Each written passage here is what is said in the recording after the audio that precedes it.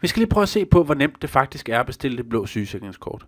Inde på forsikringguide.nets side om det blå sygesikringskort over til højre finder du et link direkte til borger.dk's side til bestilling af det blå sygesikringskort.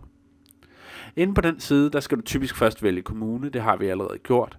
Og dernæst trykker du på login, hvorefter du bliver sendt til et login med dit NemID i det offentlige login-fællesskab.